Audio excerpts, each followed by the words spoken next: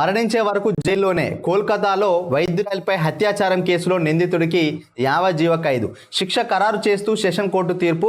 బాధితురాలి కుటుంబానికి 17 లక్షలు చెల్లించాలని బెంగాల్ ప్రభుత్వానికి ఆదేశం.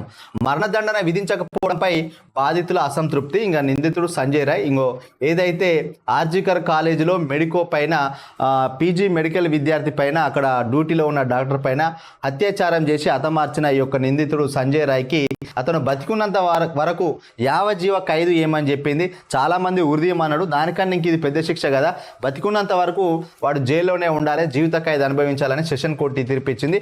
అదేవిధంగా బాధితురాలి కుటుంబానికి అక్కడ ఉన్న రాష్ట్ర ప్రభుత్వం 17 లక్షల రూపాయలు ఇవ్వాలని కూడా చెప్పడం జరిగింది. ఇక్కడ మరణదండన విధించకపోవడం పైన బాధితుల అసంతృప్తి అంట. అసలు మరణదండన విధించమన్నారు కానీ కోర్టు మాత్రం యావజ్జీవ కారాగార శిక్ష వేసింది. దేశవ్యాప్తంగా తీవ్ర ఆందోళనకారమైన కోల్కతా వైద్యురాలపై అత్యాచారం కేసులో దోషిగా తేలిన సంజయ్ రాయ్కు న్యాయస్థానం యావజ్జీవ కారాగార శిక్ష విధించింది. మరణించే వరకు జైలు జీవితం గడపాలని స్పష్టం చేసింది. దోషికి 50,000 జరిమానా కూడా విధిస్తూ సోమవారం తీర్పు వెలువరించింది. గత ఏడాది ఆగస్టు 9వ తేదీన రాత్రి ఆర్జికర్ ప్రభుత్వ ఆసుపత్రి వైద్య కళాశాల సెమినార్ రూమ్లో నిద్రిస్తున్న జూనియర్ వైద్యురాలిపై అత్యాచారం కేసులో శనివారం న్యాయస్థానం పౌర వాలంటీర్ సంజయ్ను దోషిగా తేల్చిన విషయం తెలిసిందే. సోమవారం అతనికి శిక్ష ఖరారు చేసింది. విధుల్లో ఉన్న జూనియర్ వైద్యురాలపై పాశవిక దాడికి పాల్పడిన ముద్దాయికి మరణదండన విధించాలన్న ప్రాసిక్యూషన్ అభ్యర్థనను సియాల్దా అదనపు జిల్లా సెషన్ కోర్టు జడ్జి అనిర్బన్ దాసు తోసిపుచ్చారు. అత్యంత అరుదైన నేరం కేటగిరీలోకి ఇది రాదంటూ యావజ్జీవ శిక్షను సమర్థించుకున్నారు.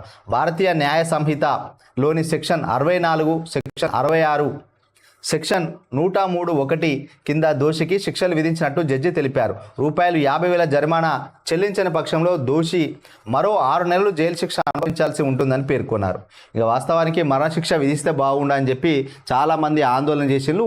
మొత్తానికైతే పశ్చిమ బెంగాల్లో అట్టుడిపోయింది. కొన్ని నెలలుగా జూనియర్ మెడికల్ అందరూ ధర్నాలు చేసిండ్రు. ప్రభుత్వమే అతలాకుతమైన సందర్భం.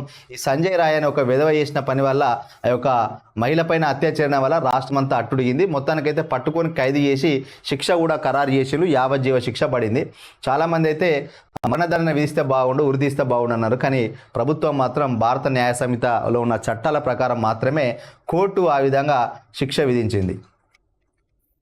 వీళ్ళ కుటుంబ సభ్యులు కూడా, వీళ్ళ తల్లి, వీళ్ళ సోదరు కూడా మరణశిక్ష విధించినా పర్లేదు, ఉరిశిక్ష వేయండి. ఎందుకనంటే ఒక అమాయకురాలైన డాక్టర్ పైన అత్యాచారం చేసిండు, అలాంటి వాడు నా కొడుకైనా ఎవడైనా కూడా వాడిని ఉరిదీయమని చెప్పి వాళ్ళ కుటుంబ సభ్యులు కూడా ప్రెస్కు చెప్పడం జరిగింది. కానీ కోర్టు మాత్రం చట్టం ప్రకారం వానికి యావజ్జీవ కారాగార శిక్ష వేసింది.